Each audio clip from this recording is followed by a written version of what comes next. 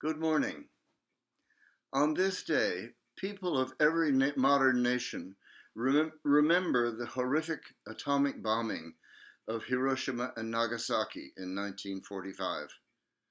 Can we not stop a moment now to pray silently together for world peace?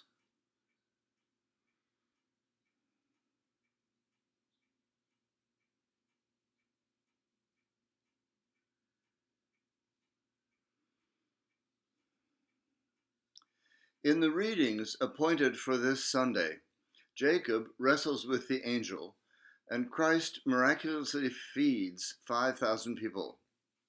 These two stories together put me in mind of a Persian Sufi story. At the Battle of Acre in 1191, Persian Sa'di of Shiraz was captured and enslaved by Christian crusaders, including the English king Richard the Lionhearted.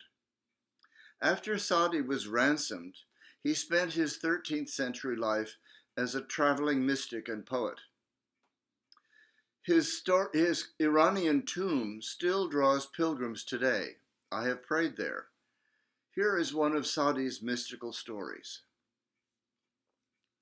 A man walking through a forest saw a fox that had lost its legs in a trap, and he wondered how the creature survived, since foxes chase their prey. Then a tiger entered the clearing, carrying its kill in his mouth.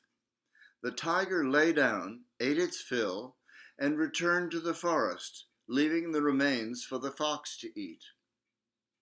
Next day, the man passed by and saw the same thing happen again. He wondered at the mysterious providence of God, feeding all the creatures, and said, I too shall sit here and see how God feeds me. So he sat down and began to wait.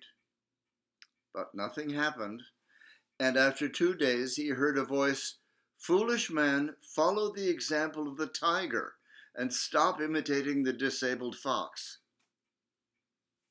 That story usually brings a laugh as people catch the surprise in it.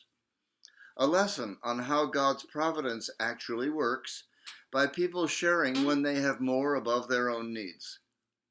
No demand to search for pure intentions or display the highest moral standards. Just be generous with what extra we have gained, however we gained it.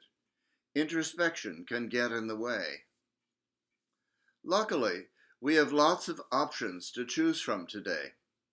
We can give to two kinds of charitable organizations, creators and problem solvers. The creators offer us a chance to join up making something new or beautiful, new music, new art, new buildings.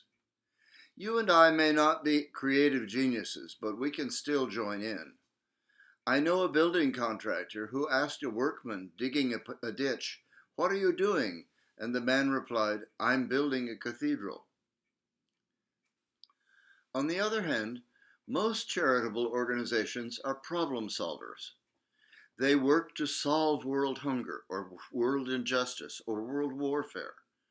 Choosing which organization will use your gifts best is a complex problem in itself, but don't be intimidated. Sa'di's tiger story tells an answer.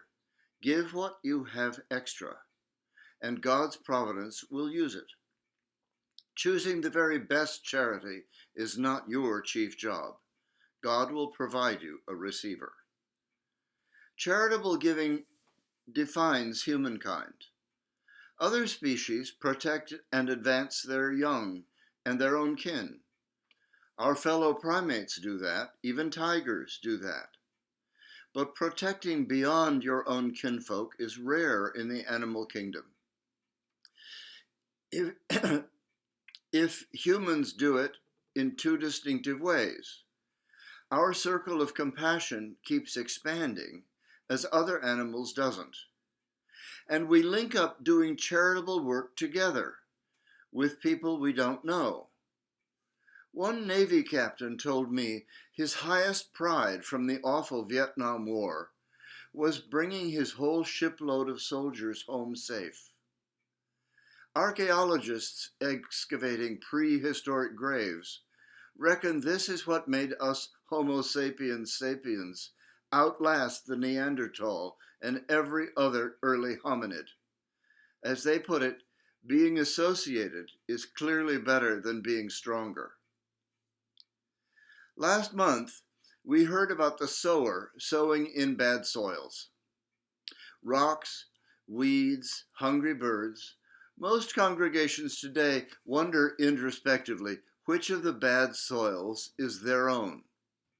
But in fact, most bad soils are familiar to every farmer, though not all happen at once, usually. That gospel story's actual point comes in the punchline at the end. Despite those many bad soils, the harvest comes in 100-fold. Without fertilizers back then, just 10-fold was a bumper crop, so 100 was simply miraculous arithmetic, and God's providence could possibly bring it about. Some of Jesus' parables feature numbers like that. In today's gospel reading, Jesus does the hugest arithmetic. 5 loaves and fishes feed 5,000. No wonder there's so much extra food left over at the end of the story. Somehow God's powerful providence always creates extra. That's what Saudi's tiger does with his kill. Extra shows us God at work. Thanks chiefly to modern medicines, our world population has grown so that half the people ever born are alive today. Instead of sharing our plenty, however, in the United States we are watching now a decline in charitable giving. Religious bodies actually lead that statistical decline. More total cash is donated every year, but by fewer people. 40% of households give no money to any nonprofit charity at all. Young people donate less than in earlier periods. Philanthropy involves fewer donors. Does that include you and me and all of Australia? If God's providence creates an extra for you and me, what are we to do with it? In Islamic countries, you see people donating to beggars all the time, maybe just tiny gifts on the street. But their fasting month of Ramadan ended just last May, and during Ramadan, faithful Muslims give more than small change daily. After you have fasted all day, you don't just go home and eat and drink by yourself. You put a table in the street outside your house so your neighbors and hungry strangers can stop by your house and feast there. Maybe not every Muslim household does this, but you can see Ramadan tables in many city streets, and you can visit neighborhood mosques and join their party for a little time. Most Australians would join in generously if they knew how to. In fact, feeding the world's hungry is like housing the homeless, a problem we seem to struggle with in every country. Our big question is, how can you and I follow the tiger here and now? We want to think about world peace today. The prospect overwhelms our imagination. World peace is like Jacob wrestling with that angel. Everybody wants peace, and yet it takes struggle everywhere. Our newspapers are full of struggles day by day. Even in your own city and country, among your next door neighbors, all struggling for peace. If world peace comes in our time, it will come much like feeding the hungry, by God's providence. Let us not sit down like the man in that story and wait to see what God's providence will do. All of us go to the polls, or should, every year. Any of us, however poor, can donate to organizations working for peace. You already know your favorites among so many outfits out there. You can even donate your time, a commodity more precious than money because it's irreplaceable. You do really have some time extra, so ring up any one outfit and volunteer. On Hiroshima Memorial Day, you and I can learn peacemaking from the Persian mystic Sadi Shirazi.